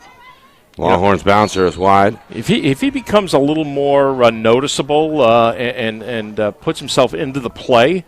Now here he is. He's going to start on the end line, Nick. Is he trying to stay undetected on the weak side? I don't know. That's why I'm kind of keen on him. I'm wondering why he's just kind of statically standing there. He may, it's a basketball thing as well. If the defender turns his head, kind of lull him to sleep. Yeah. And then pick your move when he's not looking, and you get yourself a wide open look. Extra feed, shot, nice save. Stop low. Bettens again. He's been as good as anybody. Outlet, though, a little off target. Trying to lead his teammate McGonigal. McGonigal a somersault. Guess who's on the ground ball? It's Melvin for Souhegan. Shot. Again, Bettens sets it aside. It's loose in the far corner and will be ruled out of play. We'll stay with Souhegan. You bring up a good point there, Nick, and I'm not a basketball aficionado, but I understand the similarities. Well, the principle in this case is the same. It's weak side. Yeah. Yeah, but I mean, look what he's doing right now. There's nobody on the crease. He can be rotating in and out. They've got to back up behind. There's no fear of them losing the ball. A little more communication, a little more footwork, I think I'd like to see out of him and get to that next level. He's a senior, but sure. You know what I'm saying. Sure. They show this film to Bedford, if that's the matchup, and they might just key on him and take him out of the play altogether. He's offsides. Carpo tried to tiptoe the 50. Its momentum brought him to the wrong side of the line. Well, we got a timeout, maybe. Timeout may have bailed him out. Yeah. Either way, it comes with 4:07 to go. Sabres in good shape. 13-8 is the Souhegan lead. Coming up after the game, a look back. Get you some stats from this one. Preview the upcoming matchup as the winner will take on Bedford on Saturday in the quarterfinal round. Plus a look back at our broadcast schedule in the days ahead as well. That's all coming up after the game here on Friday Night Lights, New Hampshire. Nick Anastas, Roger Howe with you. Souhegan has led most of the way. Game was tied after the first quarter at 4. Sabres closed out the first half on a high note. 3 goals in the final 2 minutes to take an 8-6 lead at halftime. They expand that lead to 10-7 after 3. And right now, Roger have scored 3 of 4 in this frame, hoping to close things down and send Concord home over the final 4 minutes and 7 seconds. It's going to be a long road to hoe here for the Crimson Tide. They have had a good season.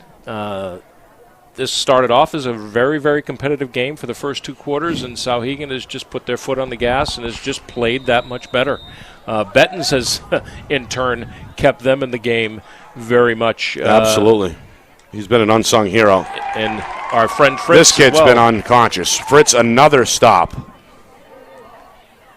And another good clear by the Sabres. Yeah, they've cleared very consistently. I'd like to see those percentages. Yeah. Well, that's our statistician down in Florida. Maybe next year. Yeah. Here's a spin move. It's Garant. Weak side pass for Boyle. Up top, Lawhorn wants one more. Bouncer, though, a little off. Yeah, why not? Why not, Riley? Lawhorn. Future UMass Lowell Riverhawk. Scored 4 goals in this one. And has led the way. Trying to get Souhegan across the town line. Bedford and Souhegan, they've had some battles, not just in boys lacrosse either. That's a rivalry that transcends divisions, transcends gender. It's always a good meeting. Yeah. Yeah, Souhegan beat Bedford in the 2011 semifinals on the very final play of the game. And they also almost beat them this year. Took them to overtime. Indeed, they did. Yeah, that back-to-back home at home. Backdoor. Nice play. Shot and score. Connor Holland. First of all, a good feed across the zone. The good catch low, the finish high. All in all, pretty to watch. Souhegan putting the dressing on this one. Inside of 3 minutes now, 14-8 Sabres. Yeah, hey, Riley, he was very, very happy with that play because he's been scoring goals, and he finally gets his first assist of the game. He gets a little apple action in there, and great cross-box feed to Holland, who I don't think we have even mentioned his name today, maybe but for a couple of times, but he's 1-1 now. He's played well in the middle of the field. That's his first goal. Right, as you mentioned, but he has logged minutes, and he's one of those 4 senior captains for Coach Bertrand. Yeah, and as I said, he had an assist on an earlier goal, and, hey, keep the points coming there. Yeah, another goal scorer. Here we go. Melvin, another ground ball. Near sidearm pass, gets away from Bouvier. Bouvier going to stick with it. The long pole scoops it off the turf, and now a timeout comes from the Souhegan sideline. Okay. The Sabre fans clap their hands. It's a good crowd here. Gorgeous night, a little bit of a breeze. And again, the crowd sizes have not only increased, Roger, statewide due to the improving weather, but also in part to the improving COVID-19 situation, which every day looks, fortunately, more and more like it's in the rearview mirror. No real masks here at all. I see maybe 1 or 2. No social distancing. It feels normal again, especially when you consider that the student bodies are back to really inject the crowd with that energy that's needed. Folks hanging over the guardrail. I mean, this is good to see, especially after what this country has been through really the last 15 or so months. Yeah, never mind the professional sports level. We both follow ice hockey and basketball, those playoffs that are going on now. In ice hockey, especially the Canadian group up there, the astonishing difference between the Boston Garden and the Toronto Forum and the Montreal Forum in those games was just amazing to see. Empty seats in Canada. And to translate that to high school sports, these kids feed off of this stuff more than anything. And we talk about it all the time, or you hear commentators like us talk about it all the time in professional sports, as COVID was subsiding. But to see this crowd here, the crowd we saw at Wyndham the other day, and then the crowd we saw at Pinkerton. Right, yeah, the last couple of weeks, everywhere we've gone. It was electric there. And for a player, that's always been what has separated the varsity level from everything else, was that crowd with the student body involved. Yeah. More than playing in front of just your parents. Yeah. Nothing, of course, against them. Exactly. They are the backbone of anything that student athletes do typically, but it brings that big-time feel with it when the student bodies are allowed to get vocal and get loud, and it's good to see them back here in Amherst and really statewide over the last couple of weeks. Yeah, quick story here. I actually watched the Londonderry-Pinkerton game when Londonderry had their senior night, their last game of the season, and I thought it was very, very poignant to see all of the team players, not just the seniors, but all of the Londonderry players at the end of being announced before the game, they were rushed across the field and they hugged their parents. And it was really cool to see that, hey, Mom, Dad, we appreciate what you've done for us all these years. You're there behind us, and certainly your comment about COVID feeds into that, and these kids eat it up. Yeah, getting to hug your parents, that's part of the deal. Yeah. It was for me 20 years ago. It was for you 5 years ago. Oh, right? Sure. Yeah. Well, still, I got a son still playing at UNH, and I mean... I meant you personally. Oh, yeah. Just joking around. Yeah. Well, those days are gone. 2 minutes in a crowd, and coughing it up is McGonigal. Good check.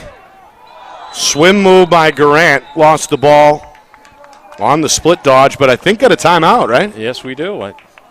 It's got to be Concord, because I think Souhegan's out of timeouts. But Garant had the ball. Yeah.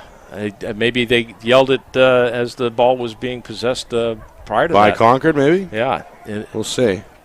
Minute 55 still on the clock. Reminder, for those who are new to our channel, we're on YouTube at FNL NH Media. Hit the subscribe button. We just eclipsed the 1,500 subscribe number. We appreciate that. And it doesn't just help support the channel, but it keeps you notified as well. You subscribe for free. All of a sudden, every game we do from here on out pops up in your feed, so you will not miss a thing.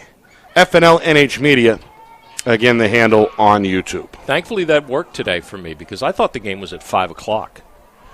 And then when I saw the reminder came up in your feed. Came up in my feed, and I said 4 o'clock. And then my wife will tell you, I was not a pleasant person by the time I got home and I had to get ready for this game. I was fumbling and, oh, man, a lot of blue air in my house for about an hour. Well, another good talking point to incorporate into the promo, right? And it's real, too. It really happened. All right, here we go. Lawhorn and his team. And another one. Draw a flag here. The official with a delayed penalty coming on the Souhegan side of the field. No, Souhegan's already man down, I believe. Actually, that penalty might have No, Concord's man down. Well, they right? Isn't that 52 in the box? Oh, yes, you're right. Or is right. he just on the bench hunched over? Yeah. Well, let's count them. Well, there's 6, though. There's 6 now. I think the penalty may have expired, but in the crease. Yeah, Lawhorn had his looked like right foot, maybe one of his right toes over the line there. Very close. Stop the clock with 1:21 here in this fourth quarter. The official saw something there on the far side. There's definitely a man in the Concord box. Well, it's number 72. That's and McDonald. Then you're right, number 52 was in there. Right next to him. 53, yes. And it or is that just a reserve on the bench? If it is, he shouldn't be where he's at. Right. He's not allowed to be in the box. He's really pushing it and really confusing us. So, but there was a flag prior to that timeout. So I believe they are at least one down. We know that for sure, which is evident by the 5 defenders. So Boyle trying to avoid the turnover. Good hustle. He's unchallenged on that far sideline. He does keep it in play. But that is McDonald, and he is in there for a slash, so that much we know. We also know we're inside of a minute, down to 50 seconds. Souhegan playing keep away here. Up 14-8. Big second half. The attack looking sharp. The goaltending was razor sharp. As Fritz, the senior, came up with save after save. And Souhegan, with now 30 seconds, still trying to keep this away from Concord. No-look pass, shot and score. Get them all involved. Daniel Kwan, the senior, the beneficiary of a no-look. As you can see on the replay here, Roger, right there. Yeah. That's Connor Holland on the dime. And the first goal of the afternoon for Kwan. So the senior getting in on the party. Souhegan, with 26 seconds remaining, continue to extend their largest lead. Now 15-8. It's 3 unanswered. Well, good for Kwan. One of the other seniors on this team getting involved in the scoring and bring it all around. Holland with another assist.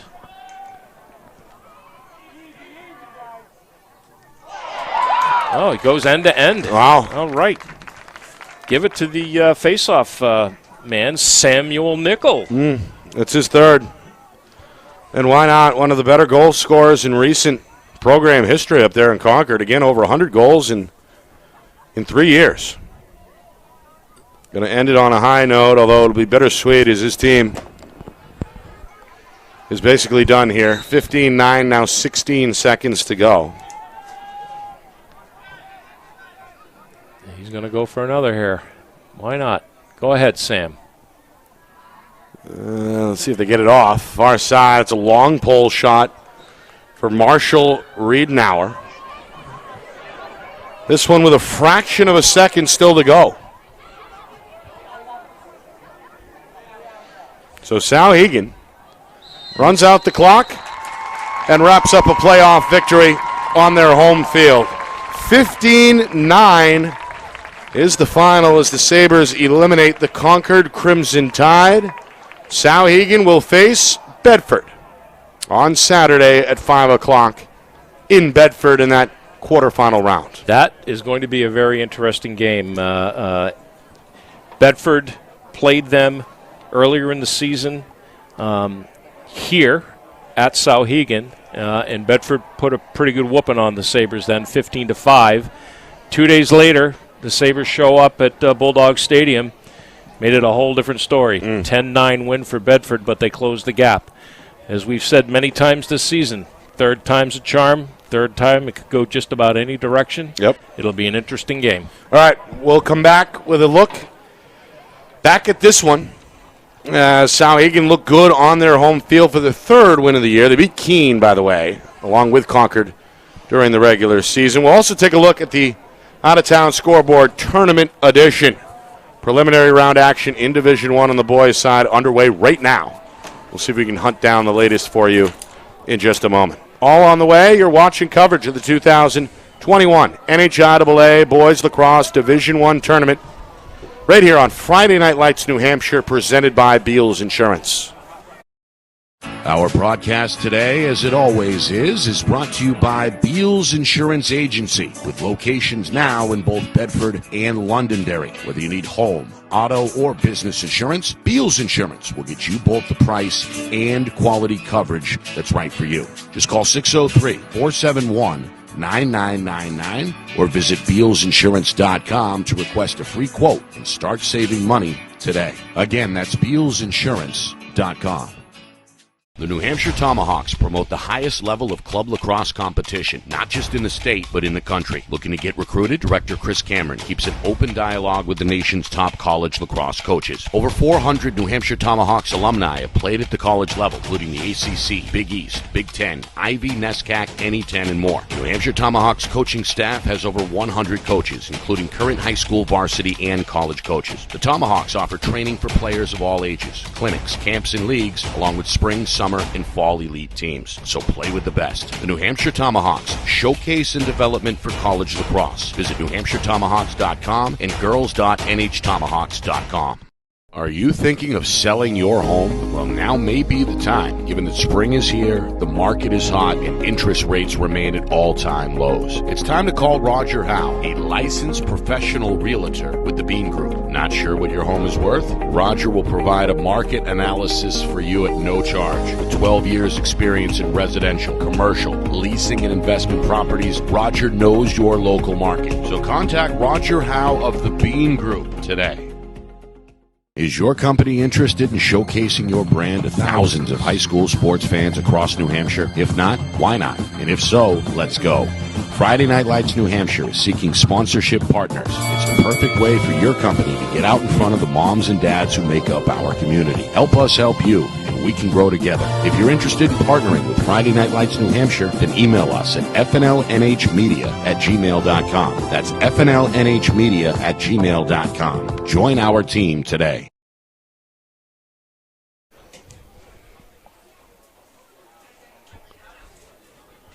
$15-9 the final. Souhegan led most of the way. They get it done in the second half and punch their ticket to the quarterfinals. They will meet Bedford on Saturday. This game was tied at 4 after a back-and-forth first quarter. Souhegan able to capitalize in the final 2 minutes of the second quarter. They scored 2 goals in the final 20 seconds, and that was the difference at halftime, 8-6. Then they extend that lead to 10-7 after 3 and put together a couple of runs of 2 and 3 goals in that fourth quarter.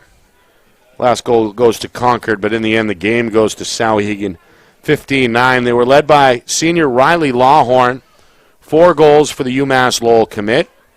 Cole Manning had 3 of his own. Alex Karpowicz had 3 as well. So Souhegan getting contributions from their top players. And really the man, I guess the glue guy, is Nathan Fritz, the goaltender who had double-digit saves Yeah, ended up with 14, Nick. And allowed just 3 Concord goals in the second half, including one that was kind of a garbage goal there in the final 16 seconds. So Fritz, the senior, lives to play another day, as do his Sabre teammates. Again, they'll be in action on Saturday in the quarterfinals at Bedford. Well, big cliche alert. This is why we play the games. Because this team, Souhegan, was out of the top 10 in the rankings very early on in the season. They wandered around a little bit in the getting a few votes area, and then they completely dropped off the map. Whereas Concord, they rose, and they ended up in, we'll call it the 11th or 12th spot outside the top 10.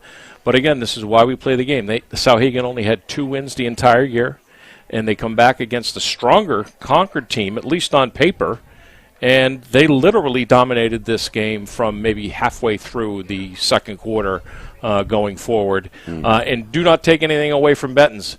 Bettens had 12 saves. So the goalies really stood on their head today and did their job and played it well. Yeah. Played it well. It's going to be a very exciting game on Saturday. All right, some boys' tournament scores for you. We'll start in D1. Again, preliminary round action in action right now. Pinkerton out in front of Salem, 8-0 after 1.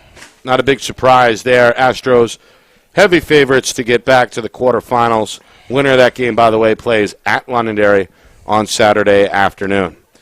BG and North, 21-1. Oh, my goodness. Through 3 quarters. That game 3 still quarters? With 12 minutes to go. It's 21-1 in favor of BG. And Bedford, they already took care of business. Or no, they didn't have to play. Yeah, they didn't have due to to play. luck of the draw. They're already... They're listening to us. And they're licking their chops. Had their feet up. Ready to go.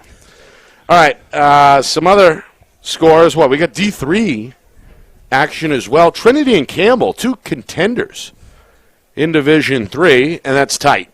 Pioneers a 3-2 lead as they close in, with about 4 minutes to go in the second quarter there. So coming up at halftime, Trinity out in front of Campbell, 3-2 in Division 3. Pelham's got a halftime lead over Milford, 4-2. That's a coin toss game. That's also D3. Yeah. Pythons over Spartans, 4-2 at halftime. Plymouth, a blowout win, 13-3 over Moultonborough. Interlake's that game has gone final. And, a change of events. Campbell holds a 4-3 halftime lead over Trinity. So they score 2 goals in the final 4 minutes. Well, that's what we saw in our game that we broadcasted back in April. It was a very close contest early, and they pulled away definitively. That's right. All right, Roger, your final thoughts on what we saw here today, a 15-9 Souhegan win over Concord. Surprised by the outcome, quite frankly. I was expecting a closer game. It started off as a closer game. I got to give Coach Bertrand a pat on the back and attaboy, because he had these guys ready to rock and roll, especially coming into the second half after that very, very close first half. And these guys, if they can ride that momentum into Bedford, could be another great matchup. All right. We remind you, we'll be on the air Saturday, most likely in Londonderry. Again, subscribe to our FNL NH YouTube channel, and you'll know as soon as we know. But right now, the plan is to be most likely at Pinkerton, Londonderry, Saturday on the boys' side. Then we'll do a girls' game, really the girls' game. Bedford and BG, arguably the 2 top contenders in Division 1. They will meet in Bedford at 7:30. So we'll have coverage of that, a doubleheader, if you will, on Saturday. Reminder, we're back with our Sunday show to recap the week and preview the Final Four as well. That's this Sunday on the FNL NH Lacrosse Show, presented by the New Hampshire Tomahawks. We're underway live at 9 a.m. BG head coach Chris Cameron will join me once again in studio. All right, I want to thank a few folks, including Kelly and her staff here at Souhegan, for giving us the green light. We appreciate that. I want to thank John Barron, carving out some more time to bring you that 1080 look from behind the lens. Our chief videographer doing a great job up in the crow's nest. The director, is Ben Beals back in the Beals Insurance Studios, the man behind the curtain, doing a great job as usual. And, of course, the big man in the big chair is executive producer Steve Beals down in sunny Florida. For my partner, Roger Howe, my name is Nick Anastas, saying so long. Final score, final time, Souhegan 15, Concord 9. This has been a presentation of the 2021 NHIAA Boys Lacrosse Division I Tournament right here on Friday Night Lights, New Hampshire, presented by Beals Insurance.